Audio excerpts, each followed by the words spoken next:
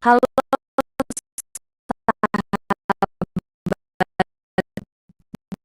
gimana kabar kalian? Kita akan lanjut cerita baru dengan judul Prajurit Terbuang episode 15, 16 dan 17 bersama Syari Kriter. Jangan lupa like, komen dan subscribe. Terima kasih. Episode 15. Serangan tak terduga. Uang yang dibutuhkan untuk mengganti rugi kesalahan yang dilakukan oleh Gea hingga membuat perusahaan merugi hanya 5 miliar. Namun Elang berniat untuk memberikan 6 miliar. Itu berarti ada kelebihan 1 miliar yang dapat digunakan untuk modal tambahan. Kamu ini memang masih saja bermimpi. Bagaimana mungkin orang sepertimu memiliki uang sebanyak itu? Uang sekitar 100 juta saja. Setengah mati untukmu mengumpulkannya. Sudah deh. Sebaiknya kamu pergi dari sini sebelum aku menyeretmu secara paksa. Farel berkata dengan nada suara yang sinis sembari menunjuk ke arah pintu. Pria itu sudah sangat jengkel dengan Elang yang menurutnya hanya berhayal saja. Kini Gea yang berkata sambil memegang tangan Elang. Sudahlah Elang, kamu nggak perlu melakukan ini. Aku akan berusaha dengan keras untuk mengganti kerugian perusahaan. Lagi pula mereka tidak akan mau lagi memberikan jabatan di perusahaan untukku. Elang menggelengkan kepalanya dengan sangat tegas sambil berkata, aku datang ke sini dengan niat tulus untuk membantumu seperti apa yang aku katakan semalam. Aku sudah menyiapkan uangnya dan untuk jadi atau tidaknya aku membantumu tergantung dari keputusan mereka. Jadi kita lihat saja apa yang akan mereka putuskan. Farel menoleh ke arah Adele. Dia ingin membaca mimik wajah bibinya itu untuk melihat keputusan apa yang akan diambil oleh pemimpin perusahaan keluarga itu. Lalu dia menoleh ke arah ayahnya untuk melihat keputusan apa yang akan diambil olehnya. Karena dia melihat jika keduanya berpotensi untuk menyetujui persyaratan yang diberikan oleh Elang. Farel pun berkata, jangan percaya dengan apa yang dikatakannya. Kalian pasti tahu sendiri apa alasan Gracia meninggalkan Elang dan memilihku, yaitu karena dia miskin. Jika dia memiliki uang sebanyak itu sudah pasti Gracia tidak akan meninggalkannya. Apa yang dikatakan oleh Farel memengaruhi Lutfi, namun tidak dengan Adele. Pasalnya wanita itu memiliki pikiran sederhana tetapi sangat bijak. Aku tidak peduli dengan latar belakangnya, miskin atau kaya, dan dari mana uangnya. Selagi dia bisa memberikan uang untuk mengganti kerugian perusahaan, maka aku akan menyetujui syarat yang dia berikan, kata Adele dengan tegas. Jika Adele sudah berkata, tidak ada satupun anggota keluarga yang berani membantah dengan keras. Bahkan untuk saat ini, tidak ada yang memprotes apa yang dikatakan oleh Adele. Kemudian wanita itu menoleh ke arah Elang dan berkata, jika kamu bisa memberikan seperti yang kamu katakan, maka aku akan mengangkat Gea sebagai general manager. Bagaimana? Menjadi seorang general manager adalah sesuatu yang sangat tinggi untuk anak muda seperti Gea. Bahkan posisi itu pun setara dengan posisi Farel. Tanpa pikir panjang Elang langsung menganggukkan kepalanya. Setuju dengan posisi yang akan diberikan oleh Adele untuk Gea. Baiklah kalau begitu. Berikan saja nomor rekeningmu.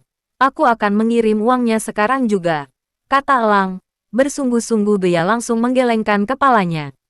Sembari menatap kedua mata Elang sembari berkata, jangan, Elang. Kamu nggak perlu melakukan itu. Lebih baik, jika kamu memang punya uang sebanyak itu, kamu jadikan modal usaha aja untuk masa depanmu. Biarkan aku sendiri yang menyelesaikan masalahku ini. Kamu tenang saja. Aku sudah memisahkannya, kata Elang.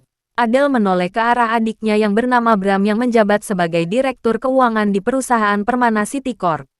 Lalu dia berkata, berikan nomor rekening perusahaan kepada orang itu agar dia tidak terus membual. Bram tersenyum mendengarnya. Dia juga sudah tidak sabar untuk menghina Elang karena mulut besarnya itu.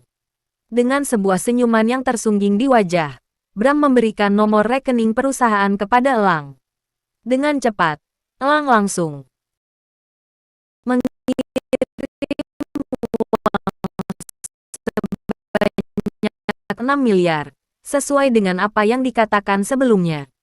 Dengan santai, Elang menunjukkan layar ponselnya yang tertera bukti transfer berhasil kepada Adele.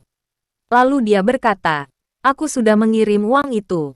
Kewajibanku sudah selesai dan kini tinggal tugasmu. Semua orang yang ada di sana seperti tersambar oleh petir tatkala melihat bukti jika Elang sudah mengirim uang sebanyak 6 miliar ke rekening perusahaan. Paman, cepat periksa apakah uang itu benar-benar masuk. Jangan kita percaya sebelum uang itu masuk ke rekening, kata Farel, mengingatkan Bram.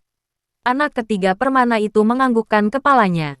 Lalu dia pun memeriksa aliran dana masuk ke rekening perusahaan dan mendapati uang masuk sebanyak 6 miliar. Sontak saja dia sangat terkejut. Ada uang masuk sebanyak 6 miliar atas nama Elang Widarnako. Terang Bram dengan mata dan mulut yang terbuka lebar sambil menatap layar ponsel. Boom! Apa yang dikatakan oleh Bram membuat semua orang terkejut. Tidak ada satupun yang percaya dengan apa yang dikatakan oleh pria yang memiliki badan besar penuh dengan lemak itu. Adele langsung mengambil ponsel Bram untuk melihat langsung laporan uang yang masuk agar dia bisa menjadi percaya. Tangan kanan Adele pun langsung menutup mulutnya yang terbuka lebar.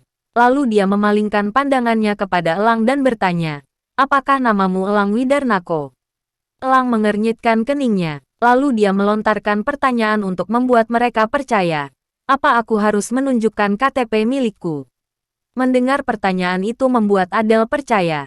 Dia pun memberikan ponselnya kembali kepada Bram. Kemudian dia menatap Gea sembari berkata, "Mulai saat ini aku akan mengangkatmu menjadi general manager di divisi pemasaran dan pengembangan. Jadi hari ini kamu bisa melakukan perkenalan dan besok mulai bekerja normal."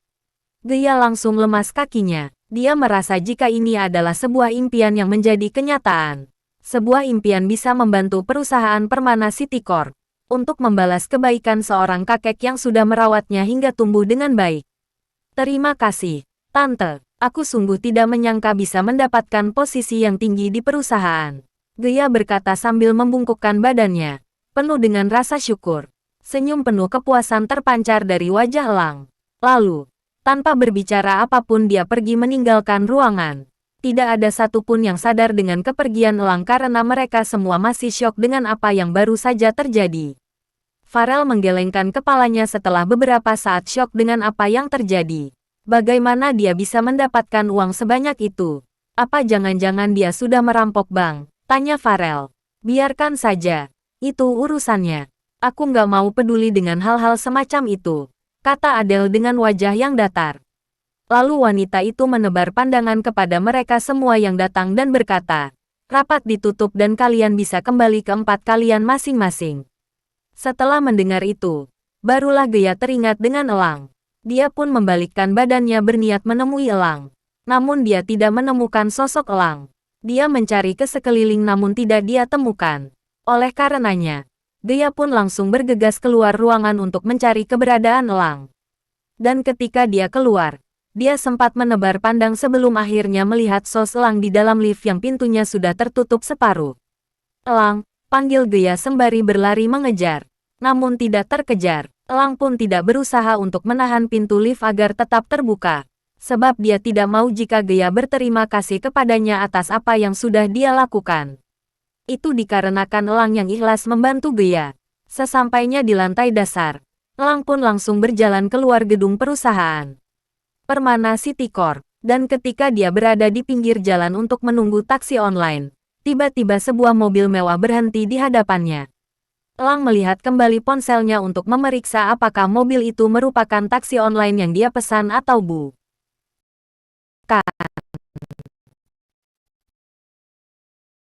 Namun sebelum dia menyadari, suara wanita yang familiar terdengar. "Dewa Perang, beruntung sekali bertemu denganmu di sini," ucap wanita itu. "Emily, ada apa?" tanya Elang. Dengan cepat Emily berkata, "Aku ingin mengajakmu ke tempat pimpinan komando khusus. Dia ingin bertemu denganmu untuk memastikan apakah kamu seorang dewa perang yang sebenarnya atau hanya memiliki kemiripan wajah saja." Elang berpikir sejenak, lalu dia berpikir untuk menerima ajakan Emily karena dia juga ingin memastikan sekali lagi agar dia bisa yakin kalau dirinya merupakan dewa perang atau bukan.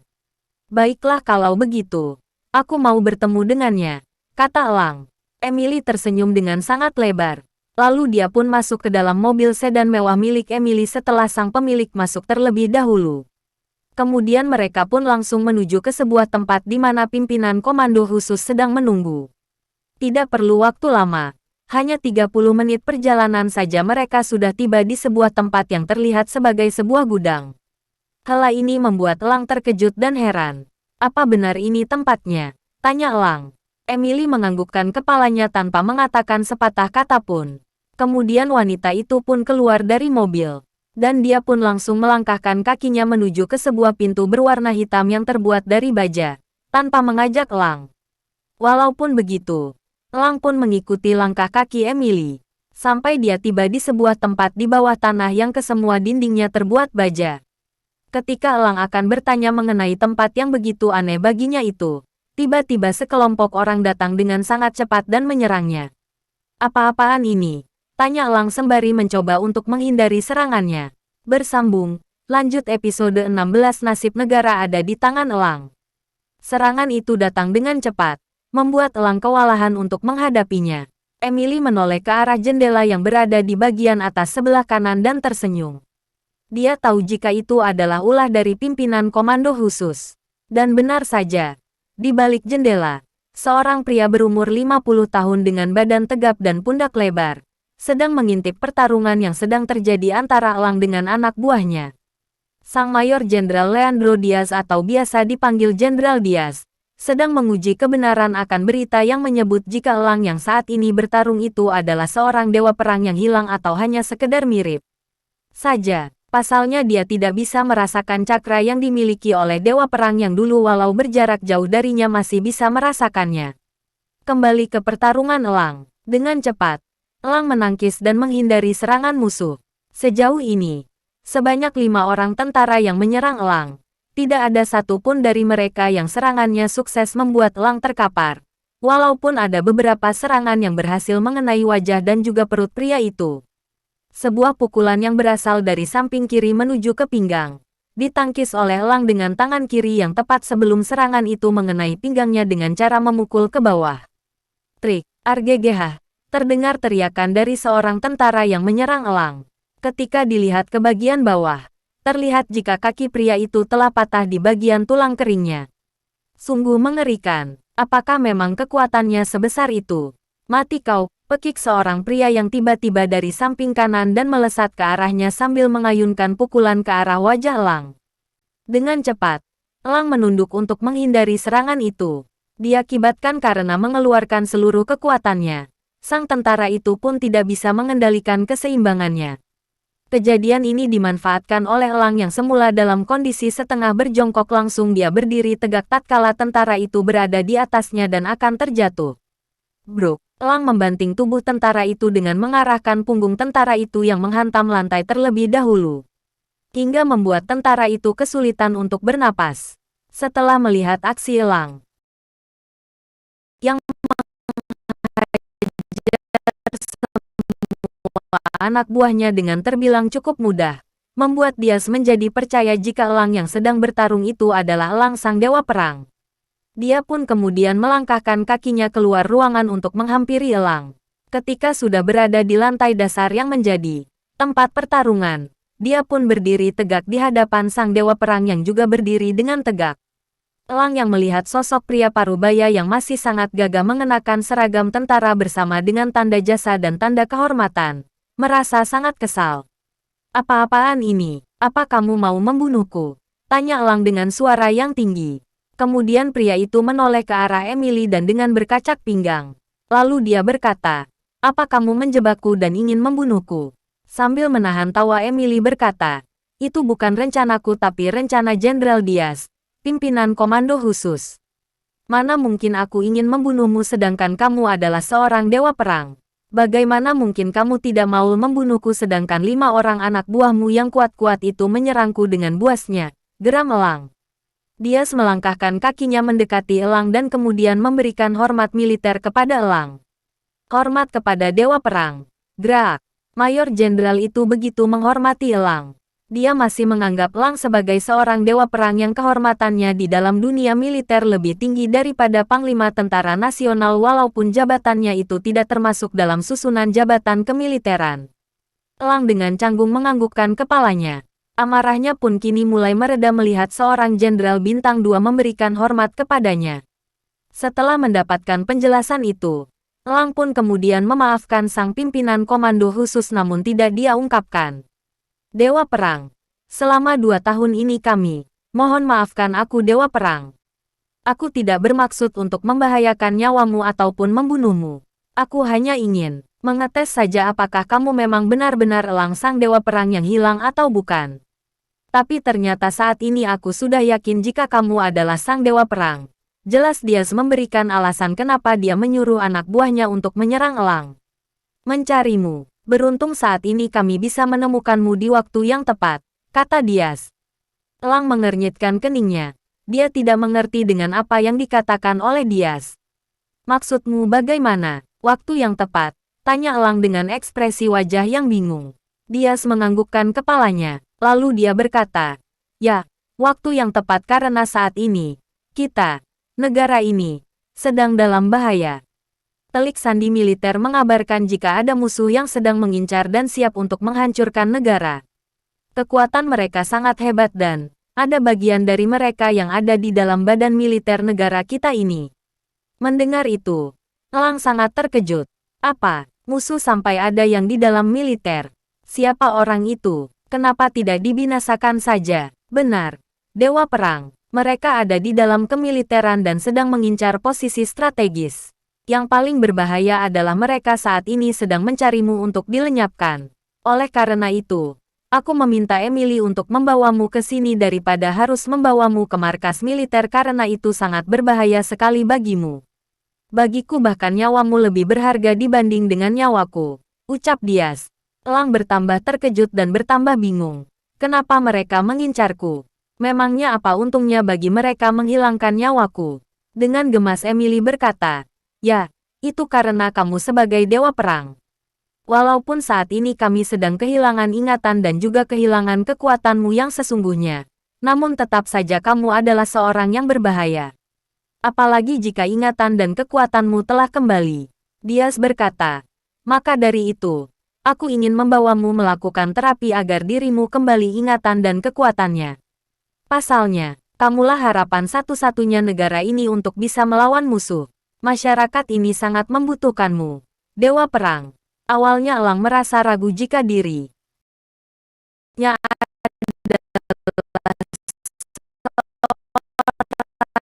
Dewa Perang yang menjadi harapan bagi seluruh rakyat negara. Namun saat ini, setelah mendengar apa yang dikatakan oleh Diaz tentang harapan negara dan masyarakat kepadanya, membuat dia yakin dan ingin untuk mengembalikan ingatan dan kekuatannya.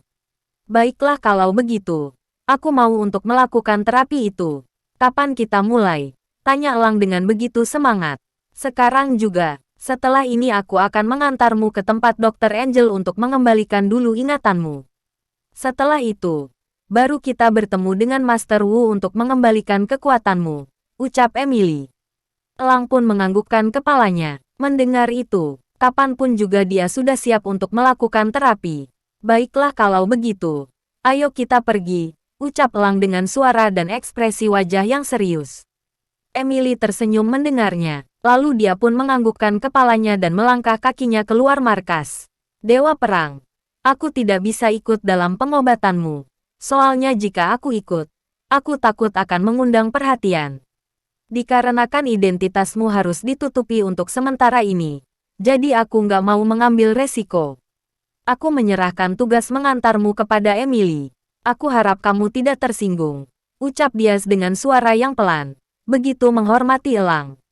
Tidak masalah, Jenderal, kamu tenang saja. Aku akan kembali setelah ingatanku selesai dan kita akan berbicara yang lebih lanjut dan lebih nyambung, kata elang seraya tersenyum. Bersambung, lanjut episode 17 hubungan elang dan Emily. Sesungguhnya Diaz tersenyum dengan sangat lebar. Memang itulah yang diharapkan olehnya, yaitu bisa berbincang dengan sang Dewa Perang dalam ikatan yang telah kembali. Pada saat itu terjadi, maka negara akan berada dalam kendali. Tidak ada satupun musuh yang dapat merebut kejayaan negara karena kekuatan terhebat yang pernah ada telah kembali. Baiklah kalau begitu, aku akan menunggumu di sini, Diaz berkata dengan penuh senyuman. Setelah itu elang melangkahkan kakinya menyusul Emily yang sudah terlebih dahulu berjalan keluar markas rahasia milik Mayor Jenderal Leandro Diaz. Ketika berada di luar markas, dia melihat Emily sedang berdiri sambil bersandar di pintu mobil.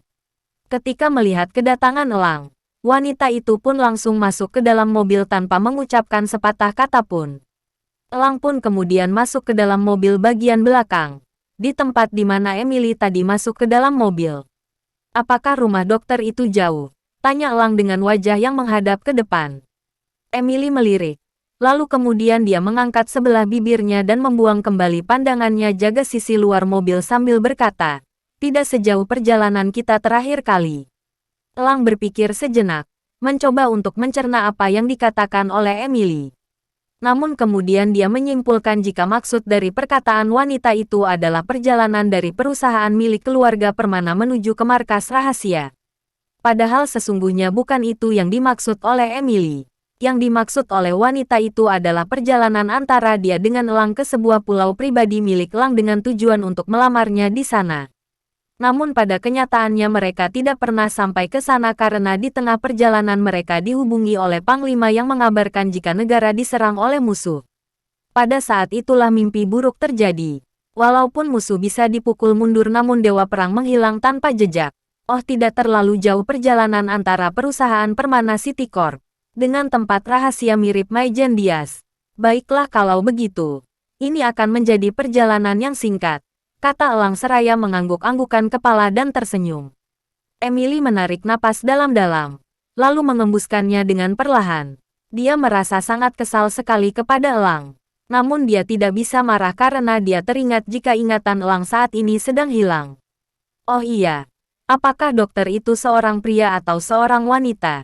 tanya Elang, bermaksud untuk membuang waktu agar tidak bosan. "Wanita, kenapa emangnya?" tanya Emily dengan dan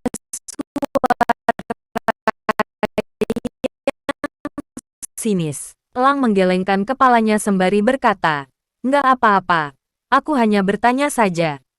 Emily tidak menanggapi lagi perkataan dari Elang itu. Beberapa saat kemudian, Elang kembali bertanya, "Apakah dokter itu cantik?" Mendengar itu, Emily langsung naik darah. Dengan wajah yang melotot, dia berkata, "Apa kamu sekarang menjadi pria mata keranjang?" Tentu saja Emily merasa heran dengan sikap Elang. Sebelumnya, Elang adalah seorang pria yang dingin terhadap wanita. Bahkan dia tidak memiliki waktu untuk bersama dengan wanita walaupun banyak sekali wanita yang mencoba untuk menggodanya. Namun dia tetap cuek. Sebenarnya itulah yang membuat Emily semakin jatuh cinta kepada Elang dan membuat mereka dekat hingga sampai pada titik di mana Elang ingin melamar Emily. "Aku hanya bertanya saja untuk membuang waktu. Habisnya perjalanan ini cukup jauh. Katamu jaraknya dekat, tapi ini malah lebih jauh," protes Elang. Emily melihat ke sekitar jalan. Dia mendapati jika mereka sudah sangat dekat dengan klinik milik Dr. Angel. "Sudah sampai," Emily berkata seraya melirik ke arah klinik. Badannya untuk Elang harus membungkukkan melihat bagian depan sebelah kanan yang dilihat oleh Emily. Dia pun kemudian menganggukkan kepalanya. Kini mobil yang dikendarai oleh anak buahnya Emily itu memasuki area klinik. Setelah parkir di depan klinik tersebut, Emily pun keluar dari mobil. Elang pun menyusul kemudian. "Ayo kita masuk," ajal Emily yang berubah kembali menjadi ramah. Wanita itu memang sangat pandai dalam menutupi perasaannya. Jika di depan orang lain, dia tidak bisa menunjukkan rasa cinta, bangga ataupun marahnya kepada Elang. Dia bersikap normal selayaknya anak buah dari seorang dewa perang. Elang menganggukkan kepalanya dan masuk ke dalam klinik bersamaan dengan Emily. Saat mereka masuk ke dalam klinik, seorang wanita cantik yang terbilang masih muda, sekitar umur 30 tahun, datang menyambut mereka semua. Jika di dalam dunia kedokteran, umur seperti itu masih sangat muda. Namun kehebatan wanita itu di dalam dunia medis sudah tidak diragukan lagi dan dia sudah menjadi seorang legenda dalam dunia medis. "Selamat datang, Letkol Emily," ucap Angel seraya mengulurkan tangannya, mengajak Emily untuk berjabat tangan. Emily meraih jabat tangan itu sambil berkata, "Terima kasih, Dr. Angel." Kemudian Emily menoleh ke arah Elang dan berkata, "Oh iya Dr. Angel, perkenalkan, dia adalah Elang, sang dewa perang." Angel yang tidak diberitahu sebelumnya jika hari ini akan kedatangan seorang dewa perang, terkejut. Memang semalam dia diberi kabar oleh Emily sebelumnya untuk menyiapkan proses terapi.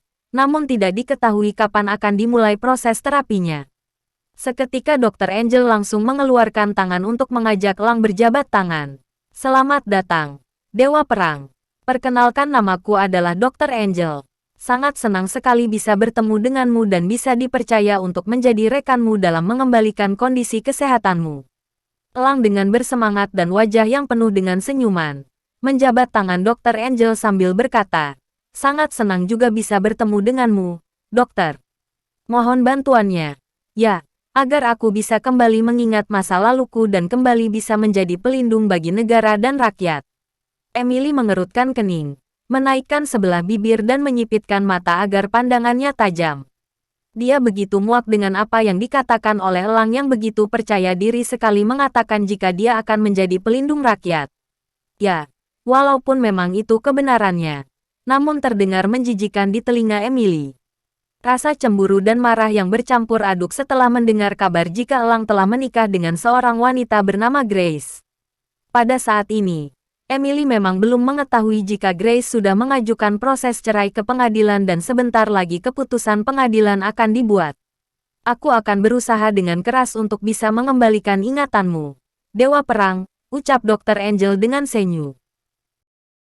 Melebar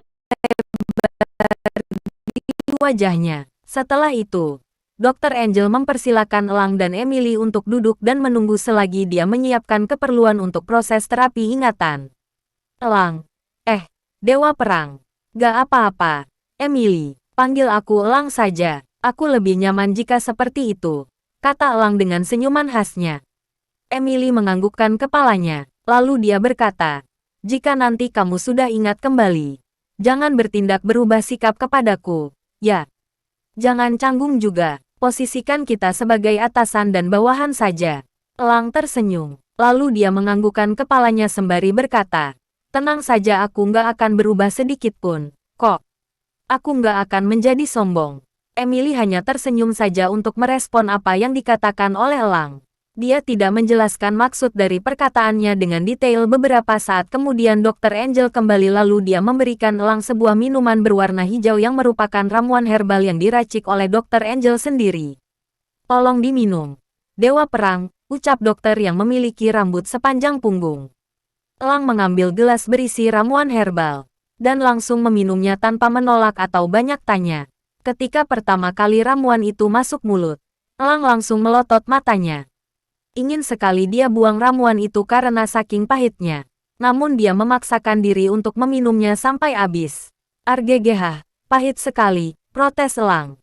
Dr. Angel tertawa kecil mendengarnya. 10 menit kemudian, Dr. Angel memanggil Elang untuk dilakukan proses inti dari terapi ingatan. Silakan tiduran di ranjang itu, Dewa Perang, biar memudahkan untuk proses terapi, ucap Dr. Angel. Elang pun menurut. Dia naik ke atas brangkar dan tiduran. Setelah itu, dia pun langsung ditempelkan beberapa alat di kepala dan beberapa sarafnya. Ketika sudah terpasang sempurna, Dr. Angel bersiap untuk memulai pengobatan. Siap Dewa Perang, jika sudah siap, aku akan memulainya, tanya Dr. Angel. Elang pun menganggukkan kepalanya, lalu dia berkata, aku sudah siap, ayo kita mulai. Dr. Angel pun tersenyum dan dia pun menekan 2 buah tombol dan aliran listrik terlihat mulai mengaliri kabel dan masuk ke dalam tubuh Elang. Dr. Angel pun memundurkan langkah kakinya, menjauh dari Elang. Namun kemudian tiba-tiba, Elang berteriak dengan sangat keras, "Argegeh!" Dr. Angel terkejut ketika melihat Elang seperti orang yang kesakitan. Emily berlari masuk ke dalam ruangan dengan panik. Ada apa?